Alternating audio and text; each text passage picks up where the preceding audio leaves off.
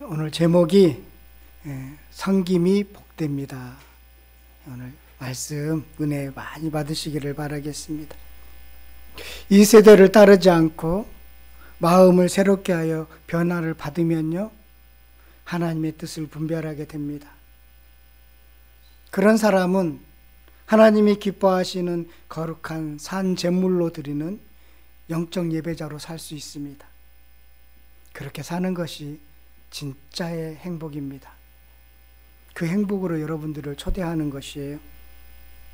우리 주변에 예수님을 믿지 않지만 개인적으로 충격적인 사건을 겪으면 생각과 가치관과 행동이 바뀌는 것을 보게 됩니다. 와, 저 사람 왜 저렇게 변했을까? 또 억울한 일을 당하면 출세하겠다는 마음으로 이전과 다르게 독한 마음을 품는 사람도 보고요. 또 사람에 대해서 상처를 받으면 사람에 대한 태도도 바뀌는 것을 보게 됩니다. 이렇게 생각과 마음이 예수님을 믿지 않는 사람들이 바뀌는 목적이 무엇일까요?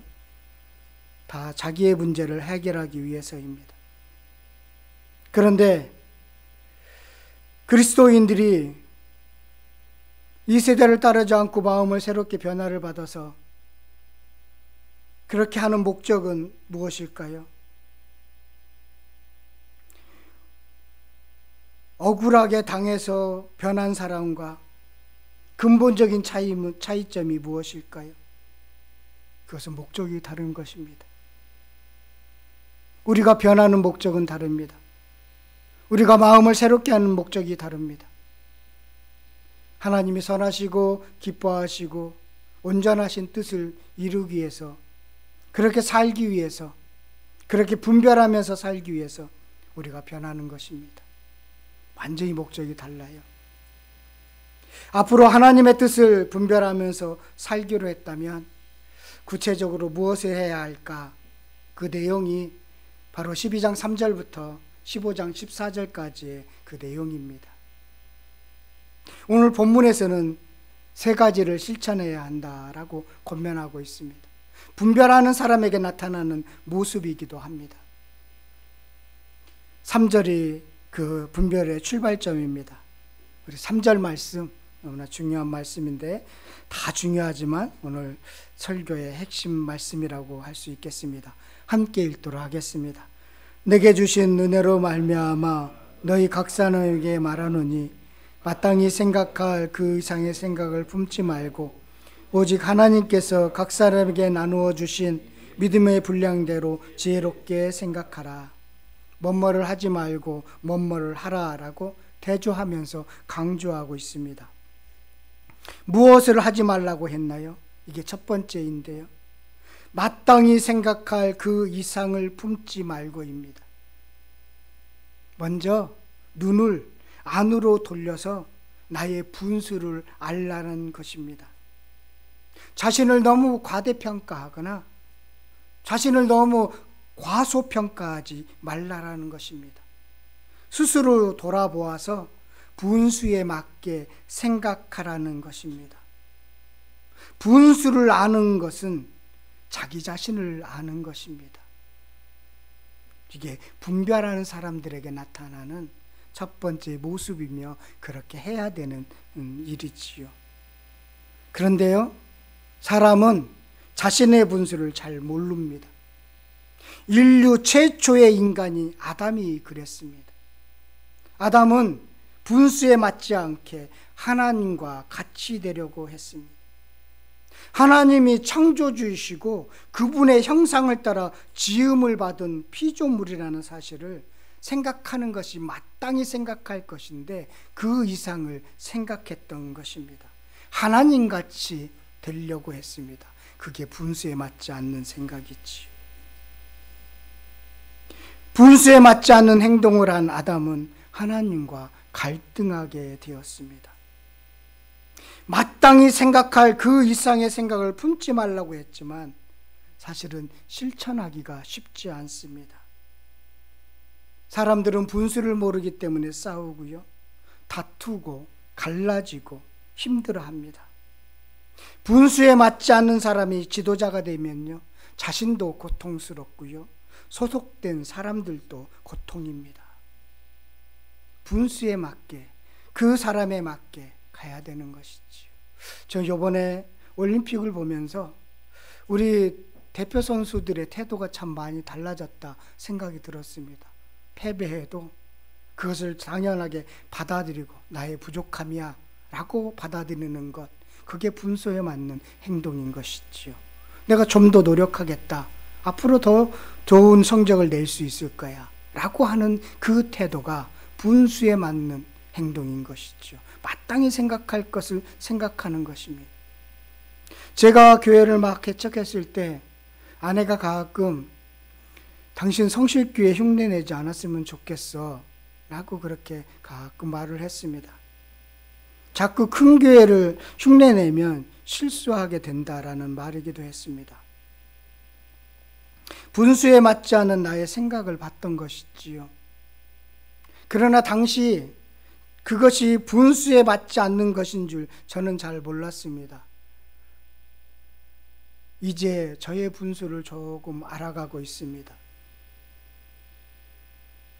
그러니 소중한 것들이 더 많이 보이더라고요.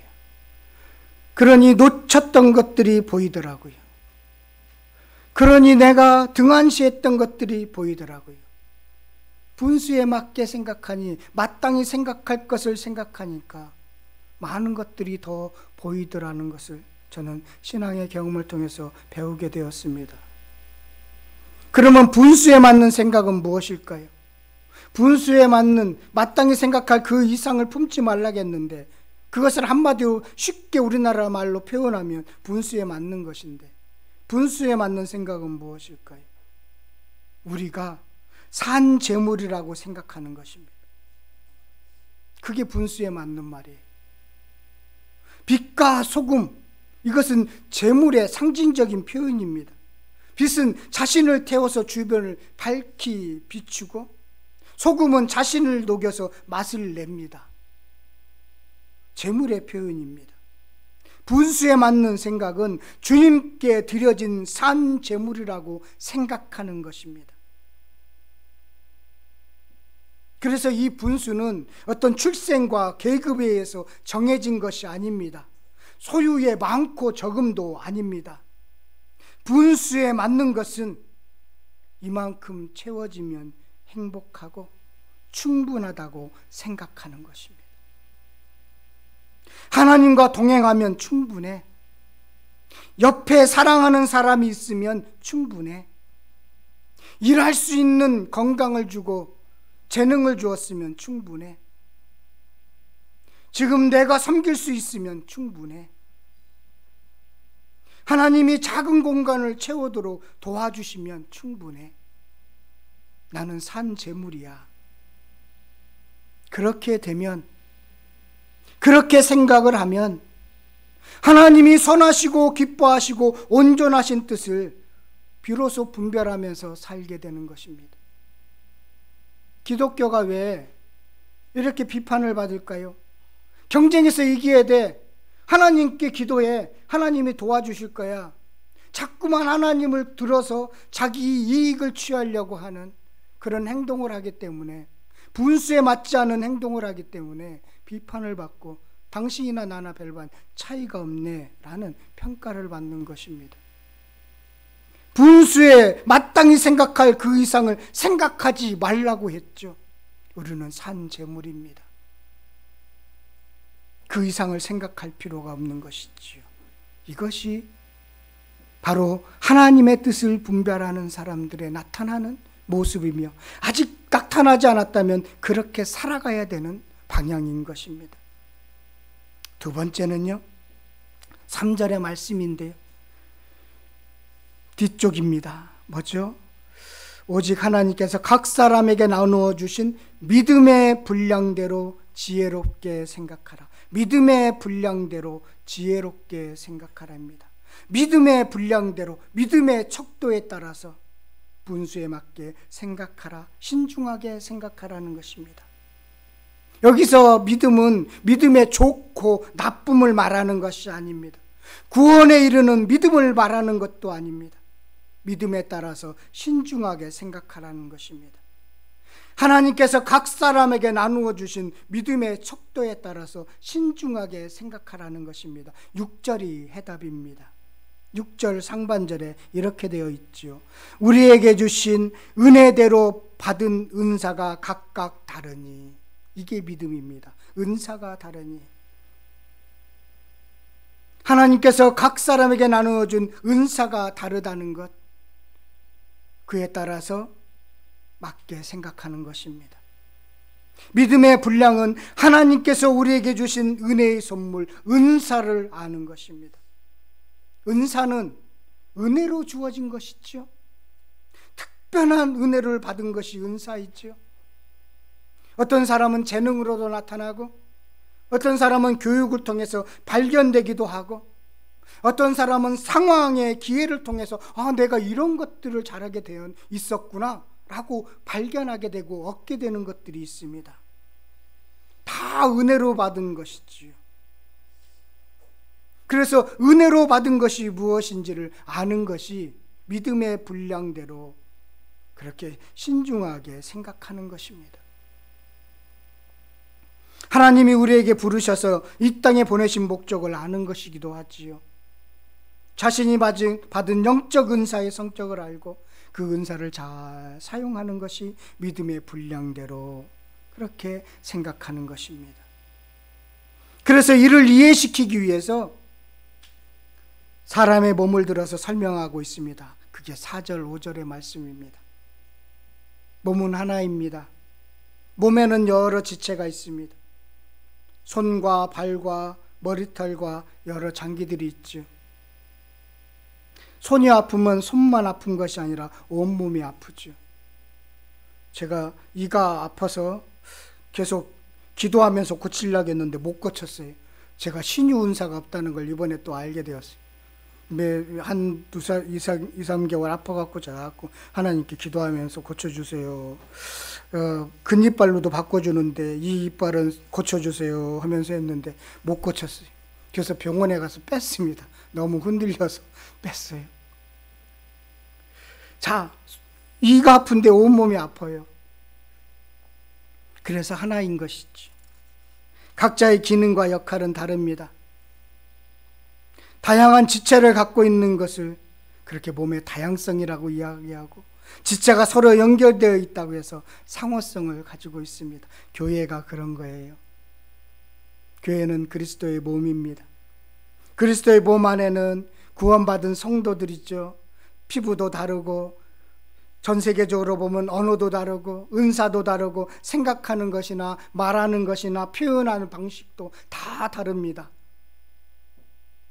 그러나 모든 사람은 그리스도의 지체입니다. 저분은 저런 믿음을 갖고 있구나, 저런 은사를 갖고 있구나, 그것을 가지고 그렇게 생각하라는 거예요. 인정하라는 거예요. 왜 저 사람은 저거밖에 못할까? 나는 이렇게 있는데 왜 그럴까? 그렇게 하라는 것이 아닙니다. 다양성의 원리를 깨달으면 믿음의 분량대로 지혜롭게 생각하는데 큰 도움을 받습니다. 지체마다 기능과 역할이 다르지요. 주님은 많은 기능을 발휘한 지체만 귀하게 여기나요? 그렇지 않지요. 작은 기능을 했다고 해서 없인 여기나요? 그렇지 않죠. 다 필요해서 만들어 주셨죠. 신체 중에서 없으면 될 것 같은 장기가 어디 있겠습니까? 다 필요하지요. 없으면 불편합니다. 그래서 나는 아무 은사가 없어, 나는 할 수 있는 것이 하나도 없어 라고 생각하는 것도 잘못된 것입니다. 반대로 난 대단한 사람이야, 내 위에 아무도 없어, 나 잘난 맛에 살아라고 생각하는 것도 믿음의 분량에 맞지 않는 생각인 것입니다. 믿음의 분량대로 생각해야 돼요. 여러분, 나사로의 동생이 누구누구 있었죠? 성경에 마르다와 마리아가 있죠. 두 분 다 믿음이 좋은 분들입니다. 마리아는요, 자신의 옥합을 깨서 예수님에게 부어줄 정도로 자신을 비워서 전부를 들여서 예수님을 사랑했습니다. 그리고 마리아는 예수님으로부터 말씀을 듣는 것을 참 좋아했습니다. 이게 마리아의 은사입니다. 반면에 마르다는 대접의 은사가 있었습니다. 예수님과 제자들을 위해서 식사를 준비하고 반찬을 만들고 그렇게 대접하는 것을 참 좋아했습니다. 그래서 예수님이 말씀을 전하는 시간에도 부엌에서 땀을 흘리면서 식사를 준비했습니다. 이것은 마르다의 은사입니다. 그런데 은사를 사용하면서 마음이 상했습니다. 누가 상했을까요? 마르다가 상했습니다. 마르다가 동생인 마리아에게 마음이 상했습니다. 평소에는 너무 친한 사이였는데 그 섬기다가 마음이 상했습니다. 마음이 상한 마르다가 믿음이 안 좋고 말씀을 들은 마리아는 믿음이 좋은 것, 또 그것도 아닙니다. 둘 다 비슷하지요. 오빠가 죽었을 때, 나사로가 죽었을 때 예수님이 늦게 오셨죠. 그랬더니 마리아나 마르다나 예수님에게 서운한 마음을 표현합니다. 조금 삐졌다고 이야기할 수 있겠죠. 말씀만을 좋아하고 그리고 대접하는 것을 좋아하고 서로 각자 은사가 다르지만 삐지는 것은 비슷하더라는 거죠. 비슷합니다. 다들. 믿음의 분량대로 하는 것은 나에게 준 은사 가지고 이거면 충분해 라고 하는 것입니다. 내가 가지고 있는 거 가지고 섬기면 그것으로 끝이야 라고 생각하면 됩니다. 나는 말씀을 많이 알고 있기 때문에, 저 사람은 봉사하는 것밖에 모르기 때문에 내가 더 훨씬 하나님을 많이 안다고 생각하는 그 자체도 잘못된 것입니다. 나는 봉사를 많이 하기 때문에 저 사람은 봉사를 안 해서 복을 못 받을 거야 라고 생각하는 것도 잘못된 것입니다. 각자 주어진 믿음의 분량대로 그렇게 섬기면 되는 것입니다. 그래서 그 이후에 6절 이후부터 무엇을 말씀하고 있죠? 은사대로 섬기는 것을 말하고 있는 것입니다. 은사대로 섬기면 됩니다. 이게 하나님의 뜻을 분별하는 사람들에게 나타나는 태도인 것이지요. 여러분, 섬김이 복됩니다. 오늘 말씀 제목처럼 섬기면 하나님이 주시는 복이 있습니다. 여러분에게도 저에게도 많이 주셨습니다. 저에게도 많이 주셨습니다. 하나님이 주신 복을 자랑하지 않는 것은 혹시 그러다가 하나님 놓칠까봐, 하나님 손만 자랑할까봐 그것이 염려되어서 말을 자제할 뿐이지, 하나님이 섬기면 복을 주십니다. 저도 이 교회를 섬기고 있고 제 은사를 받은 말씀을 전하는 은사를 잘 활용해서 섬기고 있습니다. 이거면 충분해하며 섬기고 있습니다. 믿음의 분량대로 섬기면 됩니다. 그러면 하나님이 다 알아서 주시는 것이지요. 하나님을 섬기면서 복 받으라고 각각 은사를 주셨습니다. 어떤 분은요, 노인들을 보면 안타까운 마음이 드는 분이 있어요. 그러나 어떤 분은 전혀 그렇지 않은 분도 있습니다. 안타까운 마음이 드는 분은 그분의 은사입니다. 그런데 안타까운 마음을 들지 않는 사람에게 왜 당신은 그런 인애가 없어라고 따질 필요가 없습니다. 그분은 그 은사를 받지 않았습니다. 어떤 분은 길가에 휴지가 떨어지면 줍습니다. 그분은 휴지를 줍는 은사가 있기 때문에 그 휴지가 보이는 것입니다. 그런데 그렇지 않은 분이 지나가는 분도 있습니다. 그냥 지나치는 분도 있습니다. 그분은 그게 안 보이기 때문에 그렇습니다. 어떤 분은 정리하는 은사가 있지요. 어떤 분이 결혼을 했는데 아내는 정리의 은사가 있는데 남편은 정리의 은사가 없어요. 그래서 막 정리하라고 하는데 잘 안 되지요. 제 아내가 양말 좀 제대로 갖다 놓으라고 하는 정리를 이야기하지만 잘 안 돼서 늘 다투기도 하고 그랬지요. 저는 정리의 은사가 없습니다. 그러면 정리의 은사가 있는 분이 정리하시면 돼요. 둘 다 정리의 은사가 없으면 그냥 내버려 두시면 돼요. 그러면 누군가가 와서 치워주겠죠.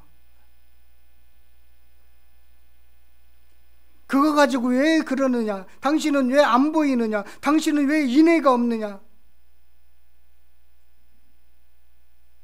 그렇게 하실 필요 없다는 거예요. 6절에서 8절은 7가지 은사를 말씀하고 있습니다. 예언, 말씀 전하는 은사죠. 섬기는 것, 가르치는 것, 위로하는 것, 구제하는 것, 다스리는 것, 긍휼을 베푸는 것. 긍휼을 베풀 때 즐겁게 하라는 것이죠. 우리 중에 구제 사업을 잘하는 분이 있습니다. 그런 은사를 받은 분이 있어요. 그런데 돈이 많다고 다 구제합니까? 그렇지 않습니다. 돈이 별로 없는데 사랑을 베푸는 일이라면 앞장서는 사람들이 우리 주변에 얼마나 많아요. 그분에는 구제의 은사가 있기 때문에 그렇습니다. 참 위로의 은사는 특별한 것 같아요. 위로는요, 꼭 말을 많이 해야만이 위로가 되는 게 아니에요. 그냥 만나자고 하면서 얘기 들어주고 맛있는 거 식사 대접해주는 그것도 위로예요. 예를 들어서요, 좌절에 빠져 있는 어떤 사람을 위로하는데 세 사람이 찾아갔다고 생각해봐요. 똑같이 권면하고 그랬지만 두 사람의 말로는 별로 도움이 되지 않은 경우도 있죠. 그런데 나머지 한 사람이 말을 마저 하지 않아도 같이 있어주고, 아 그렇구나, 참 안 됐네, 그래 우리 맛있는 거 가서 먹읍시다, 어디 우리 좋은 데 가서 이거 봅시다 하면서 그런 시간, 그 사람의 마음을 다 터놓을 수 있도록 들어주신 거. 그래서 그 사람이 변했다면 그 사람은 큰 위로의 은사가 있는 거죠. 잘 사용하시면 돼요. 베드로는 위로의 은사가 있다라고 어떤 그 설화 속에서 이야기하는 이야기가 있습니다. 초대교회 성도들이 얼마나 힘들었어요. 지금 우리 예수 믿는 건 아무것도 아니죠. 심한 박해를 받았고요. 히브리서 11장 보면 그들이 얼마나 어렵게 신앙생활을 했는지를 너무나 잘 알 수 있습니다. 그 결핍이 있을 때 하나님을 더 만나는데 다 채워지니까 하나님을 만나지 못하는 거예요. 결핍은 하나님이 주시는 축복의 통로입니다. 좀 부족한 게 좋아요. 그래야 하나님을 더 진솔하게 만날 수 있어요. 많은 분들이 초대교회 때는 순교를 당했습니다. 그래서 너무나 힘들어서 내가 예수를 믿지 말아야 되겠다, 교회를 다니지 말아야 되겠다라고 교회를 떠나는 사람들이 있었습니다. 그때 베드로가 찾아가서 큰 말 하지 않고, 나도 그랬어, 나도 배신자였어, 나도 예수님 배신하고 물고기 잡으러 간 적이 있었어, 그때 나를 찾아와서 네가 나를 사랑하느냐라고 얘기했어. 나는 그 말을 제대로 대답할 수가 없었습니다. 예수님이 사랑하느냐고 묻는데 내 마음에 그 대답을 하기가 너무나 힘이 들었습니다. 그런데 하나님이, 우리 주님이 나를 세워주셔서 이렇게 주님의 말씀을 전하는 자로 사도로 불러주셨습니다. 그렇게 가서 손잡아주면 많은 사람들이 회개의 눈물을 흘리며 주께 돌아왔다고 합니다. 위로의 은사죠. 그런 다양한 은사, 그것이 하나님의 뜻을 분별하는 사람들에게 나타나는 모습이라는 것입니다. 그래서 교회는 그렇게 섬기는 곳이에요. 교회는 대접받는 곳이 절대로 아닙니다. 우리 주님은 낮아지셨죠. 겸손하셨죠. 교회는 그런 곳입니다. 그래서 다른 거예요. 그런데 교회가 똑같으니까 교회가 매력이 없어요. 교회가 보니까 서로 자기만 자랑하고 잘난 사람들만 앉아있는 것 같고, 그러니까 매력이 없는 거예요. 교회는 그게 아닙니다. 서로 섬기면서 사는 것이에요. 그래서 당신들은 어떻게 이 각박한 세상 속에서 자기밖에 모르는 이기주의 사회에서 어떻게 그렇게 사십니까? 나도 예수 한번 믿어보랍니다. 이것이 교회예요. 이것이 하나님의 뜻을 분별하는 사람들의 나타나는 모습이라는 것입니다. 그것을 우리 공동체, 교회 안에서뿐만 아니라 교회 밖에서요, 예배자로 사는 것이 바로 그렇다는 것이죠. 그래야만이 하나님의 뜻을 분별할 수 있게 되고 그렇게 살아낼 수 있다는 것입니다.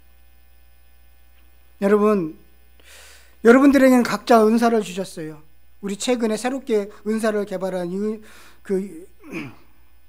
이경자 집사님은 이 무어리 기술이 새로운 은사를 발견했어요. 제 2의 인생이 펼쳐지기를 바라겠습니다. 기도해 주시기를 바라겠습니다. 아직도 여러분들에게는 은사들이 대단히 많은데 아직 발견하지 못하는 은사들이 있을 것입니다. 그래서 은사를 사용하면서요, 옆사람을 보지 마십시오. 믿음의 분량대로 은사를 사용하시면 됩니다. 그러면 하나님이 다 책임져 주시고 열어주십니다. 그래서 가정 공동체, 교회의 공동체를 하나님이 세워주시는 것을 보시기를 바랍니다. 사람 따라, 믿음 따라 합당한 은사를 주시는 분이 하나님이시기 때문에 그렇습니다. 그래서 은사는 어떤 특수한 소수에게만 허락하신 선물이 아닙니다. 지체라면 반드시 자기 역할을 할 수 있도록 주님께서 은사를 주셨습니다. 우리가 받은 은사대로 일하면서 살아가요. 그리고 그만큼이면 충분해. 이 정도면 충분해. 만족하면서 여기까지입니다, 주님. 저는 더 이상 못할 것 같아요. 라고 하면 주님이 그래, 충분해. 주님도 그렇게 말씀하실 것입니다. 그것이 은사를 바르게 사용하는 것입니다.